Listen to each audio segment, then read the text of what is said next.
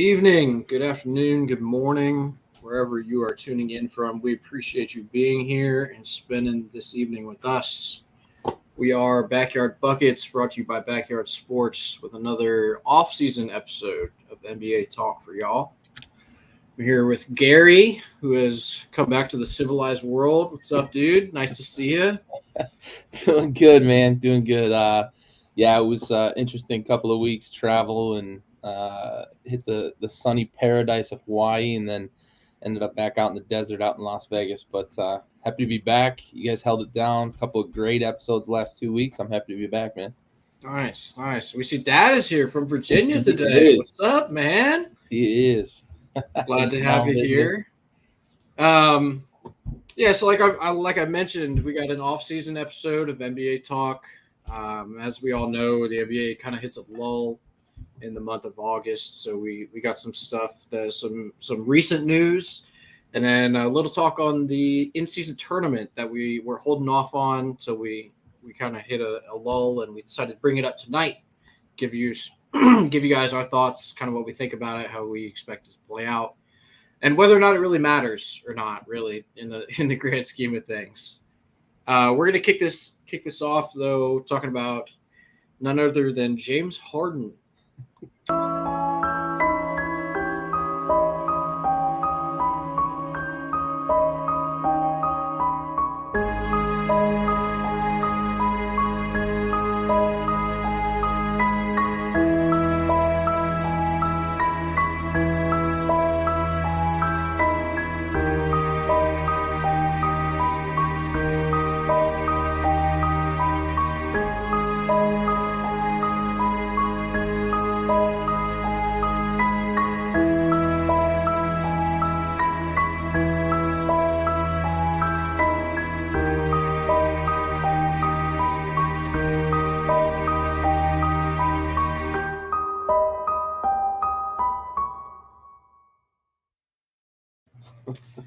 Yeah, so you may be thinking to yourself, what are the similarities between regular folks such as ourselves and professional athletes? And you watch these games, you're like, oh man, he's a superstar. I could never be like that guy. But this is kind of what brought Steph Curry into the forefront of our minds, and thinking, hey, that guy looks like me. I could do the things that guy's doing. And when I look at James Harden, I think of Gary, because recently they both went on world tours. They both have been flying around the globe, spewing their mouths, saying crazy stuff. But unlike Gary, James Harden has most recently called his employer a liar. We all know James Harden from his time in Houston, mostly, where we learned to love his game as a very heliocentric guy, and that's kind of where his relationship with Daryl Morey started, right? Daryl Morey has been a writer for James Harden for years, playing on reputation. Not sure. That's very true. That's a big reason why we've got all this going on right now. Absolutely, 100%. James Harden has requested teams from 3 different trades in, I believe, less than 2 years calendar time, maybe 3 years, with a layover in Brooklyn. But like I said, most recently he's called Daryl Morey a liar. They've historically been very close. Daryl Morey's always been a fan of his game, and he's kind of constructed teams around James Harden the way that James Harden wanted it to work, such as the Chris Paul trade, the Russell Westbrook trade, trading Ben Simmons for James Harden out of Brooklyn. Gary, I'm going to ask you here, just give me your initial thoughts on what you think of James Harden, yet again, asking for a trade. Yeah, I'm going to quote the late, great Denny Green, and I'm going to say he is who we thought he is. Mm-hmm. This is what he does. This is who he is, and this is how he acts. It's always been this way. The whole shtick with the fat suit, wanting out of OKC as well. I know that publicly, right, Sam Presti and the Thunder were very diplomatic with James Harden when they ended up, deciding that of the 3, he was the odd man out, right? But behind the scenes, we've heard inklings, especially when he was first in Houston, we heard inklings that he was kind of a dickhead, right? Behind the scenes, he was hard to deal with, very much a diva, and it was hard to really put your thumb on it at the time because he was so quiet in Oklahoma City, mostly because he was kind of the third wheel on a really superstar heavy roster, right? With with Kevin Durant and Russell Westbrook, who they were at the time. It was really easy for Harden to kind of get lost in the shuffle of the public eye, right? But he was the superstar in Houston, and rightfully so. He was the center of attention there because, I mean, the guy was a machine, right? Yeah. 30 a game, triple doubles, and yada yada yada on down the line. He carried some mediocre Houston rosters to some decent playoff runs. One of which, if Chris Paul hadn't gotten hurt, they might have made the finals that year and potentially could have won a title because that Golden State Warriors team went on to win the title. But this is something we've seen. It's old. It's played out. He did it in Houston with the fat suit. He did it in Brooklyn when he wasn't happy there. He demanded out. And, Daryl Morey authored that trade it was sort of a win-win, right? Everybody kind of thought at the time it was a win-win. Philly's getting rid of a guy they can't stand who was sort of in the same boat as Harden was in Brooklyn, unhappy, not really playing up the potential, not really putting in effort on a daily basis. Harden goes to Philly, seems pretty rejuvenated, plays pretty well alongside Embiid, but I think he sees the writing on the wall that the roster he's on isn't going to win a title, right? So we see him request the trade, which he has the right to do, right? But now he's acting out. And this is the show we've seen from James Harden. This is a bit more in your face, though, right? It was a little bit surprising for him to come out and just flat out say, like, Daryl Morey is a liar.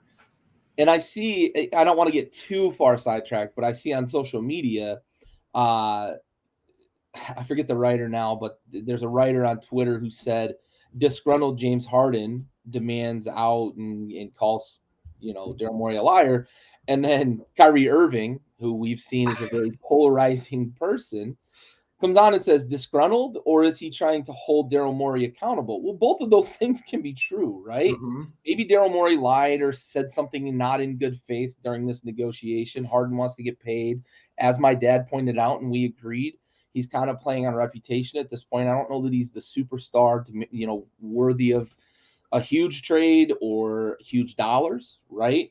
So both of those things can be true, and he can be disgruntled, but also be pissed off at his employer for good reason, right? But those two things are not mutually exclusive. So we've got a player who's not happy with an organization who is trying to figure out what to do with him, right? Daryl Morey's come out and said he wants an all-star to play alongside Embiid or a bunch of draft picks that he can either flip into capital or rebuild this roster around Joel Embiid. So this is a really odd situation, and to see this the way it's played out is surprising because all indications up until about 3 months ago were that James Harden, and maybe even like 3 weeks ago, were James Harden and Daryl Morey were close, and they have been up to this point. This just goes to show, right, in the business of basketball and the business of pro sports, things can sour very, very quickly.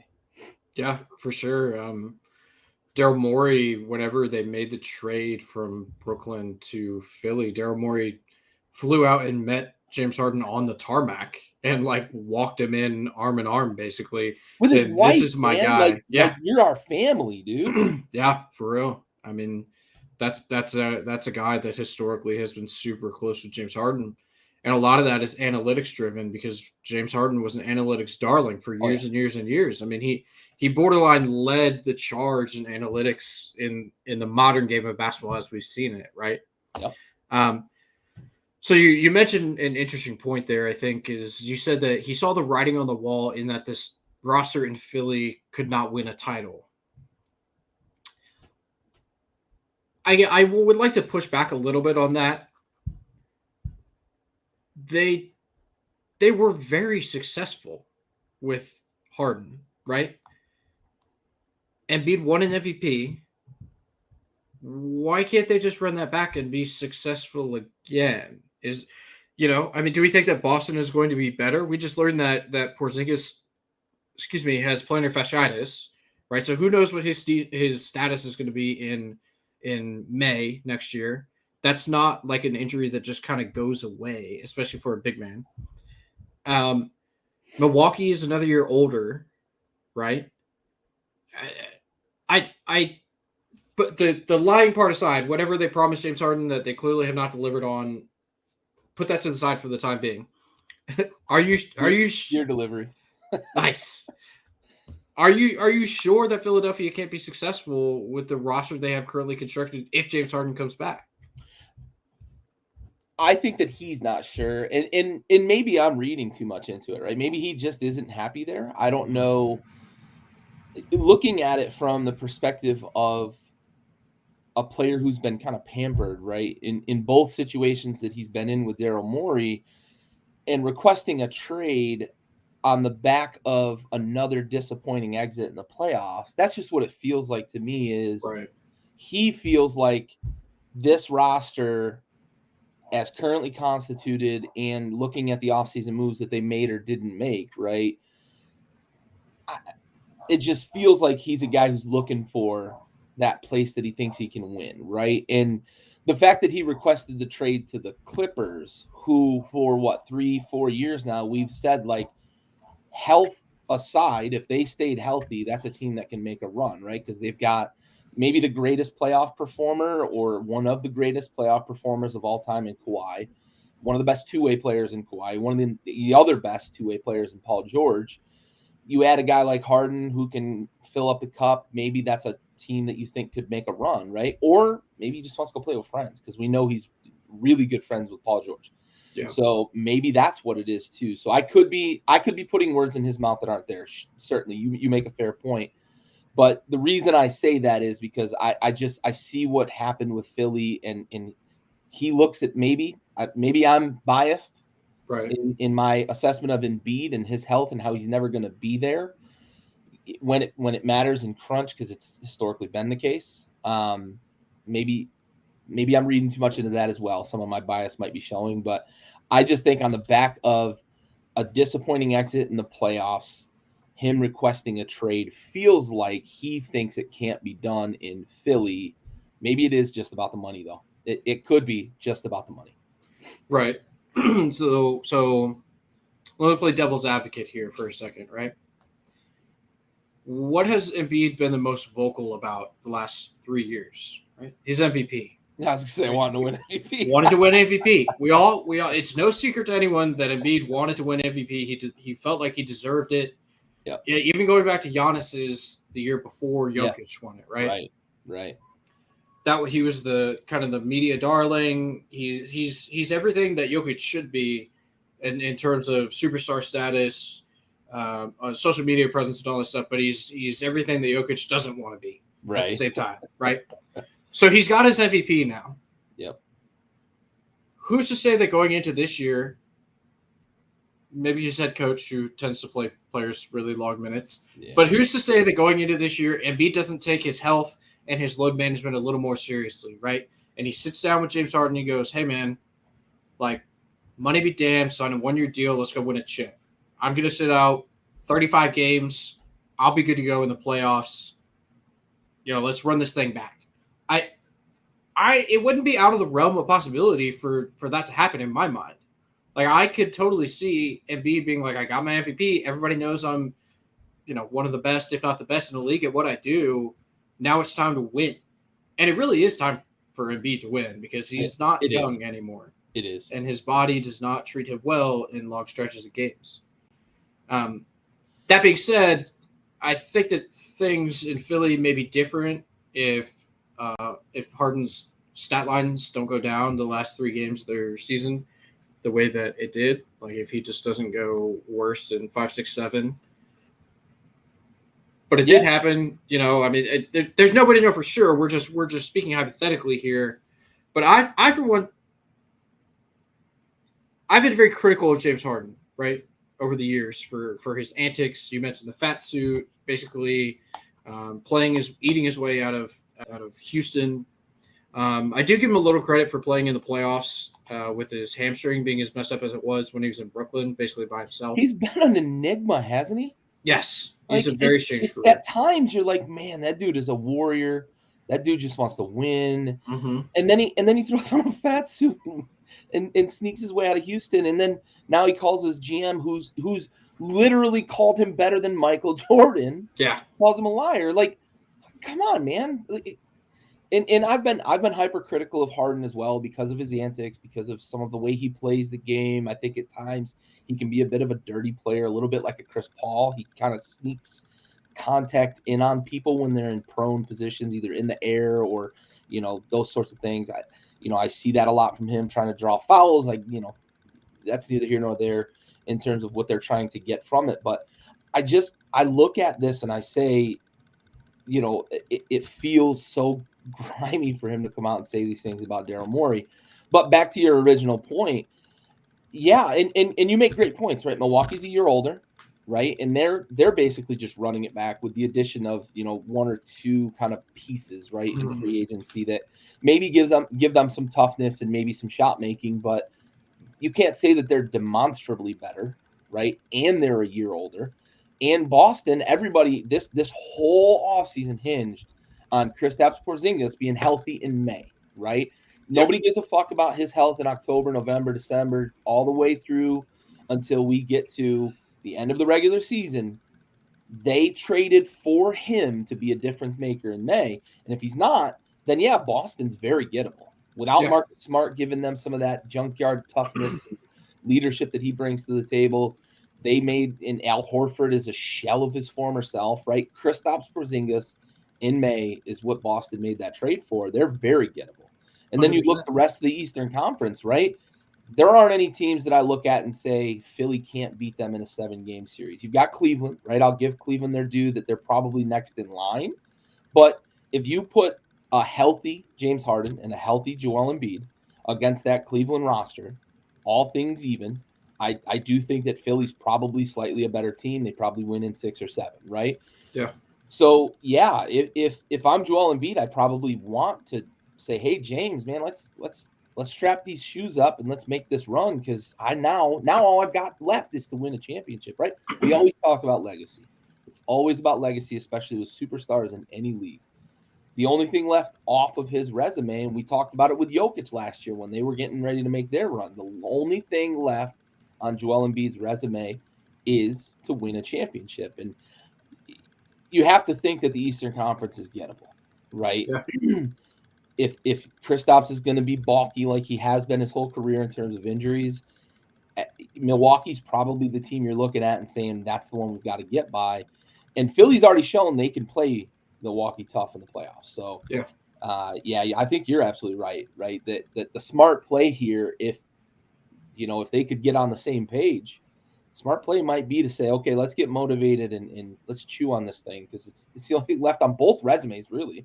Not just we talk about Embiid a lot, but he's the one that's been in the news lately about the MVP race. But like, what's left on Harden's resume? Win a title, a championship. right? Yep. And all criticism aside, because I do believe that it's fair for his antics and his off court, demands and whatnot.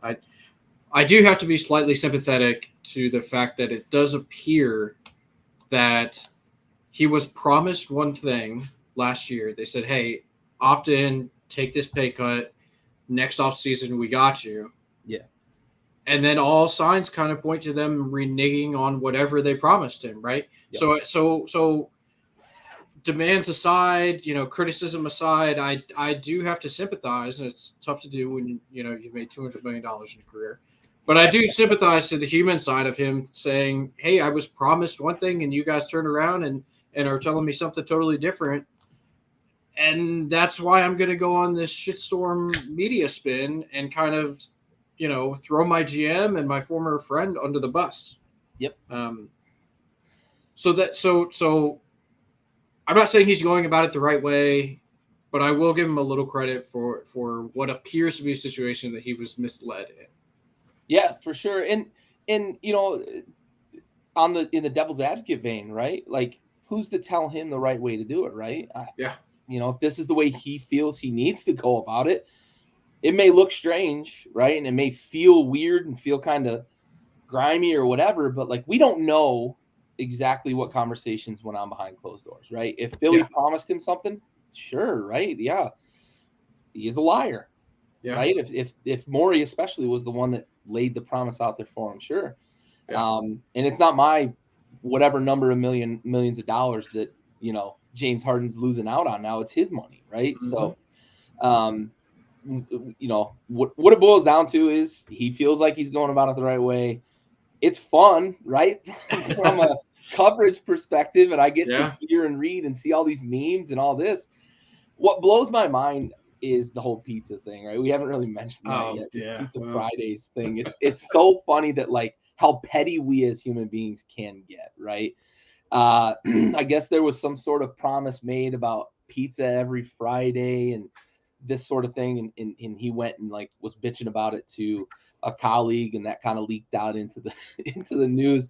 It is wild. Like when we're trying to make a point, sometimes we human beings can be super petty about shit like pizza. Yep. For an NBA player. Like I get right, it's a promise that was made, sure, but like that's something I would bitch about like at my employer because I don't make $50 million a year, right? You promised me Pizza Friday. Now I'm eating fucking hot dogs or whatever, right? Yeah. I thought you were right in that ballpark area. Yeah, I see. All right. Well, we all feel bad for James Harden. Go cry on your stacks of money, dude. Right. But do whatever you're gonna do and make it entertaining for us. McDuck GIF where he's wiping his eyes with money. Yep. and we appreciate the content, brother, even if it was all the way from China. Absolutely. All right, we're gonna shift gears here a little bit and talk about something that is going to occur on the court, and it's something that nobody's ever seen before, and that is a basketball tournament where there will be brackets and you can make selections, and then there's going to be I hesitate to say a Final Four. I think I may be coming up with that on my own for the first time ever, but there will be a final foursome of teams that gets together in Vegas. Not March Madness. Sorry, excuse me, not March Madness. This is the NBA in-season tournament that will be occurring for the first time ever this year. They're broken down into 3 regions per conference, East and West. Every team will be playing. The games will be televised, and like I said, the Final Four grouping will take place in Vegas. I think the first week of December. Yeah, I feel like there's a trademark out there already for. I just came up with that on my own, man. Final Four trademark Bentley Danger. So Gary, are you excited? How do you feel about this? What are we thinking? I'm a little up, little down, right? I'm a little up because I think that this is a good indication that the NBA is not going to rest on their laurels, right? We've seen the NFL has gained so much popularity because offense, right? Offense is up, it moves the needle and sells tickets, and the NFL's popularity is like through the roof since the mid 90s when they really started to take off, right? And we've seen recently the NHL with the All-Star game, they've made that interesting, and the NHL playoffs are always exciting. And then there's MLB, right? MLB is probably the most recent example of a league that's seen, the indications from their fan base that, okay, the game might be getting a little stale. And they took a hard hit in terms of popularity over the last probably decade, right? As the NFL and the NBA have been going up, the MLB has had an inverse relationship with them. And this year, the MLB made big changes to change the way the game's played, the pace of the game, and it's paid off. So I'll give you some numbers. They had 5 consecutive weekends from this past weekend going backwards where they've had over 1.5 million in terms of attendance at stadiums. That hasn't happened since the 90s, back when baseball was really kind of in its prime, right before the swoon of the mid 90s, and then 98 kind of brought it back up. But that hasn't happened in a long time, right? And games are now 20% shorter, and it isn't just about the length of the game. There's a lot more action. I went to opening day this year, and I had a lot of like traditionalist baseball guys that I talked the game who were like, yeah, how about this pitch clock? And they expected me to kind of be on the whole get off my lawn thing. And I was like, nope, it's fucking fantastic. I kid you not. I was at the game, and like it was so exciting. It was so much action. The pitches are being thrown and you get the action, and the base changes too. Guys are stealing bases more frequently. The offense is going to go up, but also the pace of the game. It's not about the length. It's about the pace. The NBA has figured out the pace, right? So the NBA has looked at that and said, we're not going to do what the MLB did and get ourselves in a situation where we have to change the game. We're going to stay in front of it. And they're doing these innovative things. The virtual seating during COVID was especially a big hit, and they've kept that going to a certain extent. Really getting fan interaction, but also getting into international markets, right? We know about China, we know about Europe, etc. Now they're looking at it probably, right, behind closed doors. If I had to guess, they're looking at it and saying, what can we do to counteract some of the quote unquote, the regular season doesn't matter, right? Because we've heard that from a lot of superstars that say it. We're talking about load management. We're talking about, guys just playing sitting out and resting at the ends of seasons. Tanking makes the game a little bit hard to watch when you got a lot of really bad teams as well in the, suck for Vic sweepstakes. So the NBA looks at it and says, what are they doing in Europe, right? It's soccer. They've got in-season tournaments, league cups that they play, and they're super exciting. Now, I'm not here to tell you this is going to be that, right? And that's why I say I'm a little bit down as well. So I'm up because I love that the NBA is trying to stay ahead of the curve, keep the game exciting, keep fans engaged, maybe counteract some of that whole negativity about the regular season. But there's not enough at stake, right? Soccer, that's a city thing, the hooligans and all that. Everybody gets behind their city. There's so much pride in it that the League Cup is bragging rights, and it matters. It matters inherently.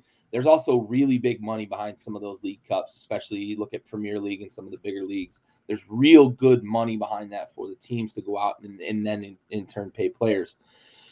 This feels good as an effort piece, but I'm a little down on it because it doesn't mean enough, and it really – like you get a trophy, you get a little bit of money, but it amounts to I think it ends up being like $125,000 per player on the roster. Those guys on the end of the roster are going to appreciate it, but I don't know how much this is going to change superstars with their load management and how much they're actually going to play in it. The NBA is going to have to take some steps, I think, and improve upon this, but I love it as a foundational piece for something that creates some intrigue in the regular season. And I'll save some of my thoughts on kind of what I'd like to see going forward, because I think we're going to have a little exchange on that. But curious to hear your thoughts on it as well. Yeah. So you said you were up and down, right? I'm going to borrow a line from one of the great poets of our time, Sir Fat Joe, and say I'm all the way up. Love it.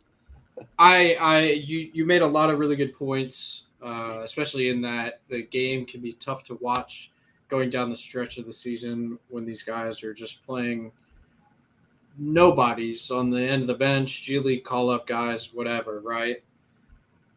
I don't think that this in-season tournament is going to spark a competitive nature in the superstars of our game, but I think it will spark a greater competitive nature just due to probably getting more minutes to the guys that are at the end of these NBA benches, right?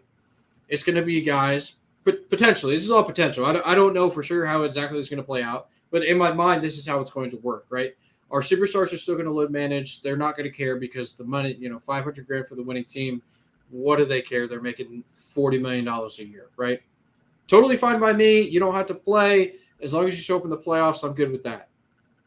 But I'm excited to see these guys that are worthy of being on NBA rosters have a burning competitive edge or burning competitive fire. They're playing with a chip on their shoulder, and they want to prove to their coaches in real NBA games and not just Summer League, which we all love to watch, not just G League games, not just end of the season games that don't matter because nobody's actually trying.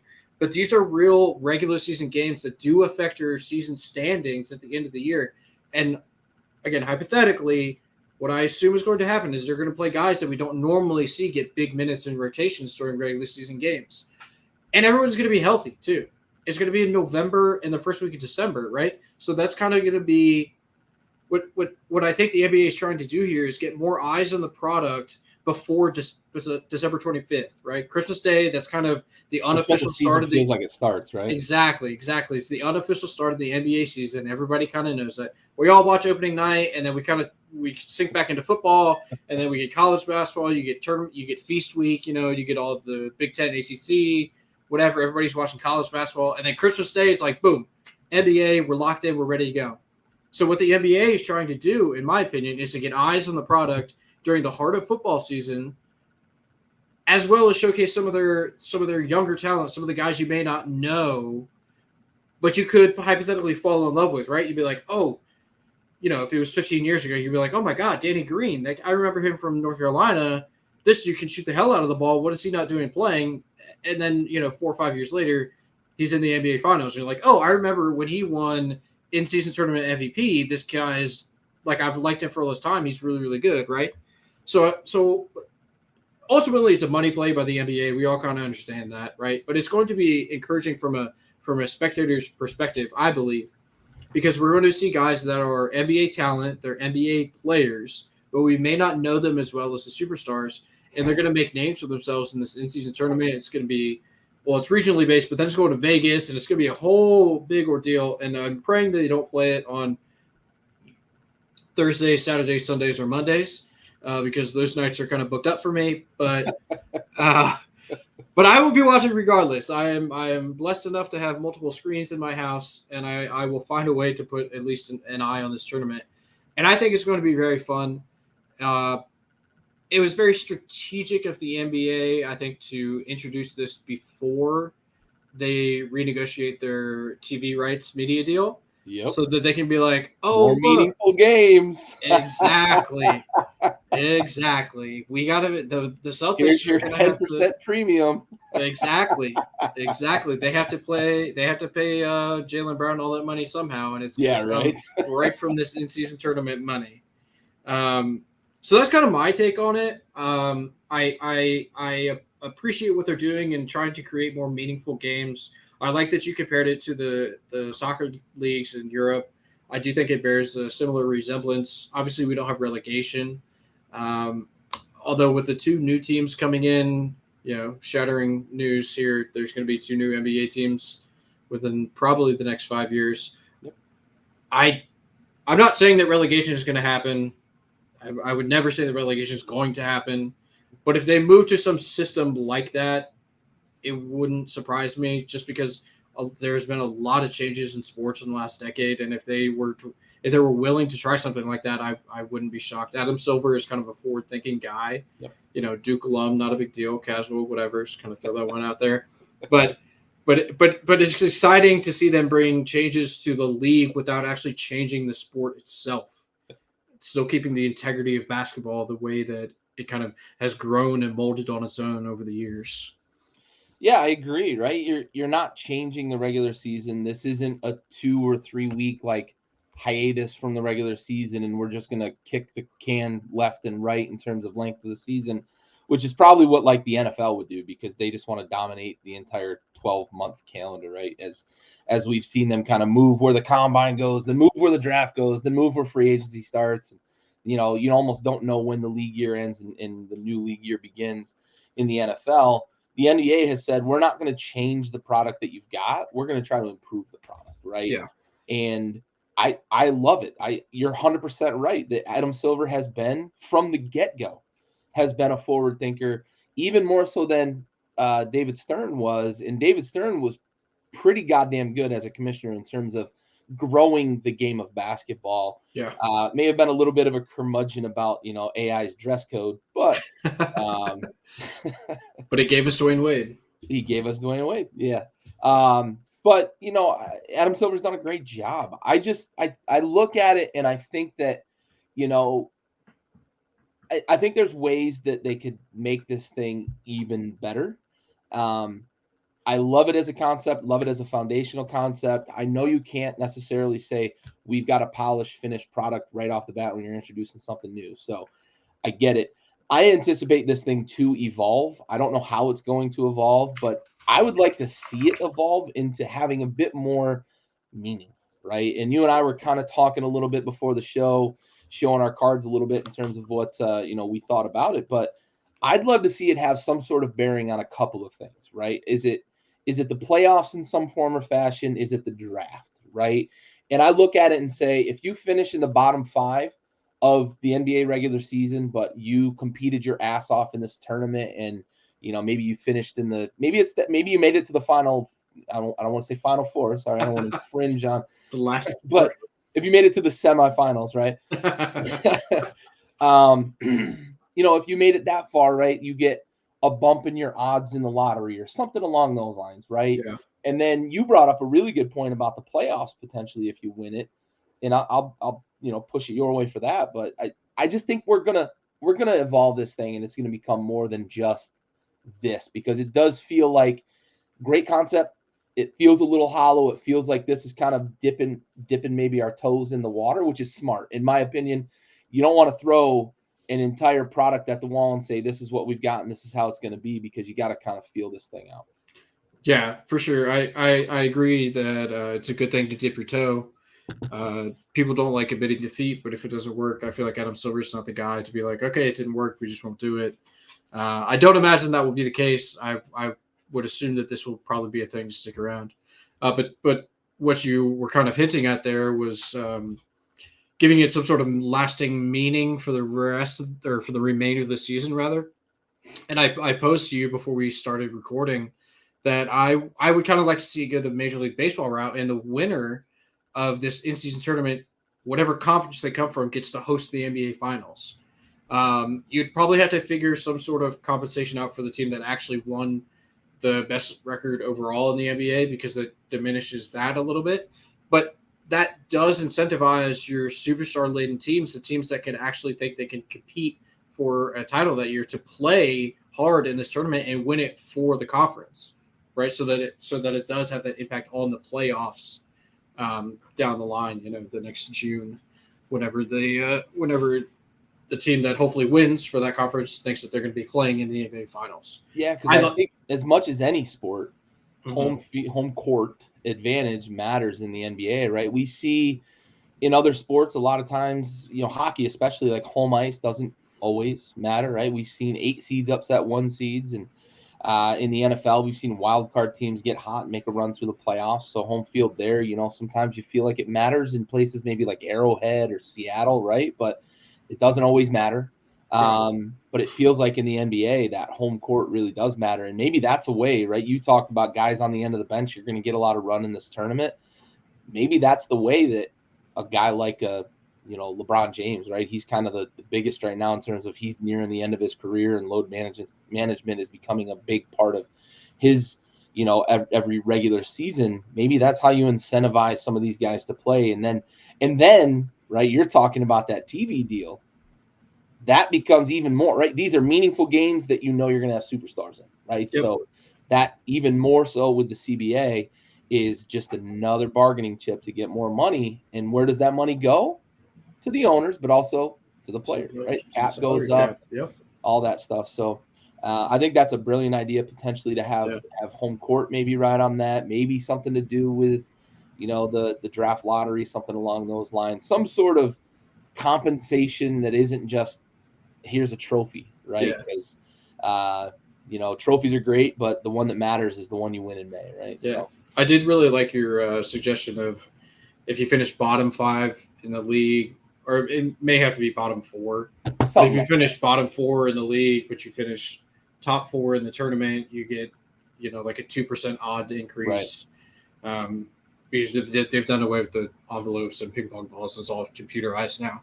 Yeah. But I like that idea. I wouldn't hate, honestly, if it was lottery teams, right? If you just said if you finished in the lottery, but you played your ass off and finished in the, final or last 4 of, the tournament, then you get, is it 2%? Is it even 1%, or is it something bigger, right? Is it 3, 4, 5%? You really start to incentivize those teams to try during this tournament. So, and I think that just drives up the competitiveness. It's not just necessarily getting the superstars on the court, but it's making these games more competitive.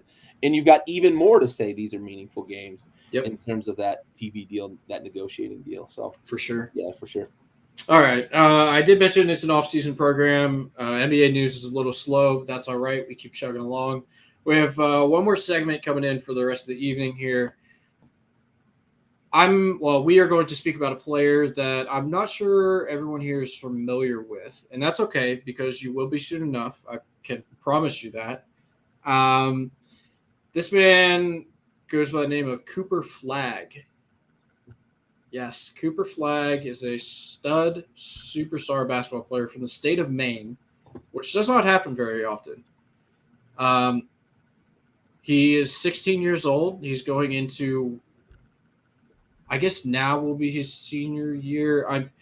Yeah. Long story short, he is reclassified from the class of 2025 to be eligible to go to college to the class of 2024 to be eligible to go to college, which is important because the Boozer twins are also in that class.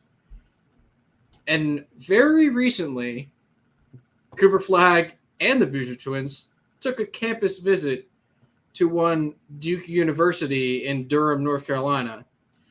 Now, the coincidental timing of this, just very coincidentally, was that no less than 24 hours after finishing his campus visit in Durham, North Carolina, Cooper Flagg decided, maybe I should reclassify so I can come here next spring and play ball with these Boozer boys. Now, there are rumors on the street that say the Boozer boys are not going to Duke, which is unfortunate, but never say never, right? Yeah. The odds-on favorite right now, I believe, for Cooper Flagg to go to college is to go to Duke, which is not super shocking if you know the history of Duke and their ethnicity of recruits. And not to say anything derogatory about it, but they have a type, right? Cooper Flagg is the best player in the country. If he were to stay in the class of 2025, he would for sure be the number one overall draft pick. There are people that will tell you in the 2025 draft class or the 2025 NBA draft, which he will now be eligible for. There are people that say he is already the number one or will be the number one pick in that class. He's 16 years old. He's 6'8", and he's an absolute stud and has dominated the summer camp circuit this year. If you follow any type of recruiting content on Twitter, Gary, I've recently learned that you're a huge Melo fan, right? Melo was a super big recruit. He went to a school that's probably near and dear to your heart. I'm not saying the two are similar players, but it wouldn't shock us, right, if Cooper Flagg came in and did something similar. Do you feel differently than anything I've just stated? I mean, other than my feelings about Duke, but no, I think you're spot on, right? And if Duke were able to land Flagg and the Boozer twins, like that's one of the all-time recruiting class coups, probably. And I think everybody feels like it's like a done deal that the Boozer twins are going to go to Duke because obviously their father went to Duke and was a legend at Duke and had a long NBA career and is all the time seen on the sidelines at Duke games. But if he remains committed to Duke, this guy feels like one of those kind of, even maybe more so than like a Vic, because he's a little more kind of in our face as Americans. Like we didn't know about Wembanyama until the average American fan, right? Didn't know about Wembanyama until really like Tank for Vic became a thing. And then you see the highlights and whatnot. But like this guy's playing on American soil. He's from an unknown state, right? In the basketball world in Maine. I think there's been like 4 people to ever touch a basketball in the state of Maine. I say that jokingly, but like just there's not a lot of big name guys that come out of Maine. This dude is unbelievable. And he's playing up in terms of competition. Any chance he gets, he's playing in, elite AAU leagues. He's playing in the USA under 18. He is, and he shows out and sticks out in those leagues against superior competition, right? And that goes a long way to say something. You're saying a lot about a 16-year-old kid, essentially. Yeah. He may not look like a kid because he's 6'9", I believe, and 195 pounds, or 6'8" and 195 pounds. May not look like a kid because he's going to tower over you, but he's still 16 years old and has a lot of like growing into his body to do. And he's already dominating essentially his basketball world, right? His peers and his environment. So big get for Duke, in my opinion. I think he has potential to be one of those meteoric freshmen like Melo was, like Kevin Durant was, like Ben Simmons was at LSU. I think he has the potential to be that guy. And if you pair him with 2 other like top 25 in the nation guys with the pedigree that the Boozer twins have, that's an unbelievable get for Duke.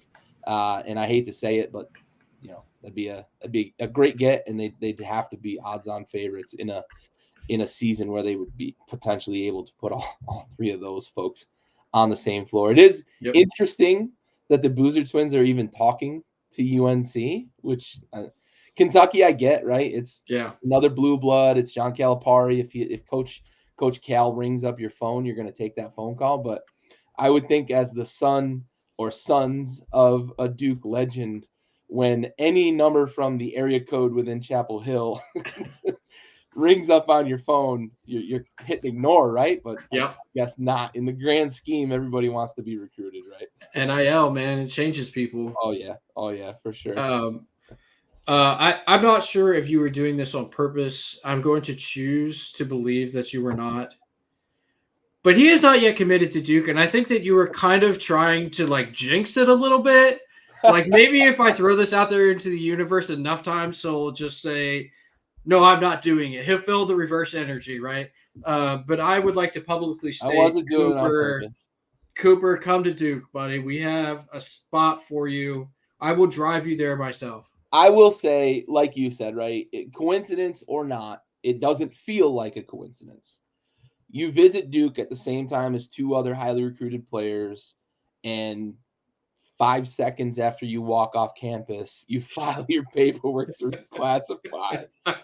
It feels like he has a pretty strong affinity for Duke University. Now, I know it's not a done deal, and a year from now is a long way away, but certainly the indications point toward the fact that he really, really enjoyed his visit to the campus there in Durham. Sorry, blank there for a minute. Yeah. The last time a white American basketball player was taken first overall in the NBA draft, do you have a guess as to what year and or who the player was? A white American. Yes. Ooh. Bird didn't go 1 overall. I'll give you a hint. Go back further. Further than Bird? Oh my God. Maravich? No. So I was going to say go back further before you said Bird, but it was 1977, and it was Kent Benson. I would have never gotten there. Ryan probably would have. Ryan would absolutely have known gotten that. there. Yes. Dr. Naismith himself would have known that. We miss you, buddy. Come back soon. Safe travels and such. 1977, Kent Benson, last white American-born player to go number 1 overall in the NBA draft. Cooper Flagg, you are probably next in line for a long time. Yeah. And we hope you choose correctly when going to college. All right, Gary. Bring your championship back to Durham, dog. We need it. It's been 2015? It's been 8 years since Duke won a title. Well, I guess we're going into year 9 now of Duke not winning a title, and your boy's thirsty for a championship. When was the last time they went a decade without one? You don't want to get there. The 80s probably. Yeah, we don't love that. No. But I think early preseason rankings have us number 2 overall behind Kansas. And I mean they're already in a good spot. I was a little worried, to be honest, about the start to last season, honestly. Yeah. And whether or not Coach K had kind of set them up for failure and not in choosing his successor and not letting the university kind of do their due diligence. But they played better in the second half last year, and it's clear that Shire's kind of figuring out this recruiting thing. And for sure. You keep bringing in them classes. Duke recruits itself. You just got to not fuck it up, right? Just can't let them leave. Yeah. Just can't let them leave. You're here now, buddy. Yeah. Yeah. All right, Gary. Any closing thoughts? Any good news for the people? Any football soon? Give us something to think about until next week. Yeah, for sure. Football's right around the corner. We've kind of got this stale period for the NBA. We're going to do our best to fill this up with as much cool and interesting content as we can in the off season. But before you know it, we're going to get into NFL season and college football season, and the weeks are going to tick off. And next thing you know, we're going to be tipping off. And then, as you said, right, Christmas is right around the corner from that point, and that's really when the NBA season gets into full gear. But the NBA has kind of thrown us a curveball this year. We got this tournament to look forward to in October, November, and hopefully it's as exciting as the NBA would like it to be because of a lot of things, right? We want to keep the fans' attention, but also CBA is right around the corner, or TV deals right around the corner. So yes. CBA I think has a long. I think it's yeah, like 9 they years. just renegotiated Yeah, pretty solid CBA too. So I Yeah. don't think we're going to see any issues from the players. So they've got a strong union in the NBA, man. You can't say that about every league. The NBA's got a really strong union. Yeah, shout out CJ McCollum. Mm-hmm. Yeah. So, like Gary said, football right around the corner. We check out the other feeds for some football content if your heart so desires. Please. I get lonely during football season. I need people to talk to. So for Gary and myself and Ryan, who is out there, you all have a wonderful week. We will see you here next week. Same bet time, same bet channel. Y'all have a wonderful evening.